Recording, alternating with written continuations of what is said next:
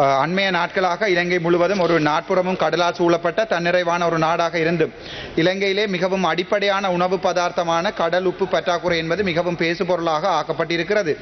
இந்த அடிப்படையிலே இலங்கையிலே பாரம்பரியமாக உற்பத்தி செய்யப்பட்ட கடல் உப்பானது வடக்கு மாகாணத்தில் ஆனையிறவு, பரந்தன், உப்பளத்திலிருந்து மிகப்பெரிய அளவில் இதுவரை காலமே உற்பத்தி செய்யப்பட்டு வந்தது என்பதை தாங்கள் அறிந்திருக்கக்கூடும்.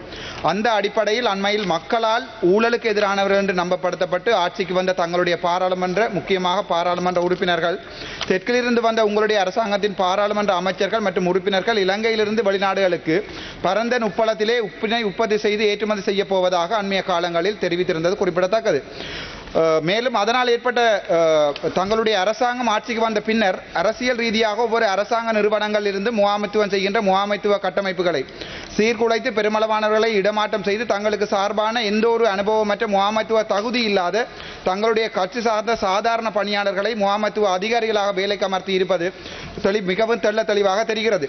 அதனால் ஏற்பட்ட தொழிலாளர் போராட்டம் இப்போது 6வது நாட்கள், நான் நினைக்கிறேன் இப்போது 12வது நாட்களாக பரந்தன் உப்பளத்திலே நடைபெற்றுக் கொண்டிருக்கிறது என்பதை பொதுமக்களுக்கு தெரிவிக்க வேண்டிய கடமைக்கு உள்ளாகி இருக்கிறேன்.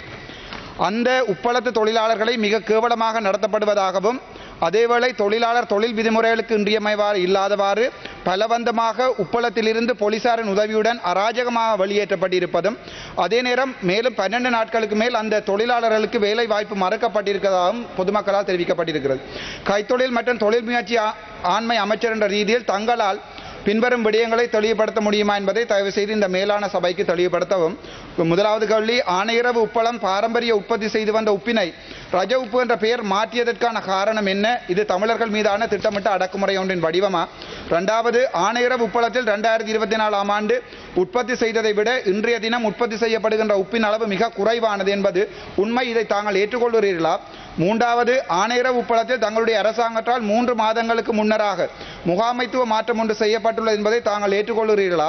நாலாவது, அவ்வாறான இடமாற்றலுக்கு தொழிலாளர்கள் எதிர்ப்பு தெரிவித்த போது கடந்த 6 நாட்களாக, இப்போது 12 நாட்கள் ஆகிறது, வேலை செய்து வந்த தொழிலாளர்கள் பணியிலிருந்து நிறுத்தப்பட்டு ஆனையிறவு உப்பளத்தில் தற்போது உற்பத்தி செய்யப்படுகின்ற உப்பு மிகவும் குறைந்துள்ளது அல்லது முற்றிலும் இல்லாமல் போயுள்ளது என்பதை ஏற்றுக்கொள்கிறீர்களா? ஐந்தாவது, தற்போது நாட்டில் உப்பினை பிறிதொரு நாட்டிலிருந்து இறக்குமதி செய்வதற்கு அமைச்சரவை அனுமதி அளித்திருக்கிறது என்பதை உறுதிப்படுத்த முடியுமா? ஆறாவது, தொழிற்சங்கங்களால் உருவாக்கப்பட்ட தங்களுடைய அரசாங்கம் இப்போது தொழிலாளர்கள் மீது மிகவும் கேவலமான ஒரு அடக்குமுறை ஒன்றினை கட்டவிழ்த்து விட்டிருக்கிறது என்பதையும், அதற்குரிய மிகச்சிறந்த உதாரணம் ஆனையிறவு உப்பளத்தில் தொழிலாளர்கள் வெளியேற்றப்பட்டு இருக்கிறார்கள், அவர்களுடைய தொழில் மறுக்கப்பட்டிருக்கிறது என்பதை தாங்கள் ஏற்றுக்கொள்கிறீர்களா? ஏழாவது, உடனடியாக தொழிலாளர்களை மீண்டும் சந்தித்து அவர்களுடைய கோரிக்கைகள் நியாயமானது என்பதை ஏற்றுக்கொண்டு ஆனையிறவு உப்பளத்தில் உப்பு உற்பத்தி செய்யப்படுவதை சாதாரண நிலைக்கு கொண்டு வர முடியுமா? எட்டாவது, இலங்கையில் உப்பு உற்பத்தி படுமோசமாக தங்களுடைய ஆட்சி காலத்தில் குறைவடைந்து இருக்கிறது என்பதை ஏற்றுக்கொண்டு ஆனையிறவு உப்பளத்தினை மறுபடியும் சாதாரண நிலையில் இயங்க வைக்க முடியுமா?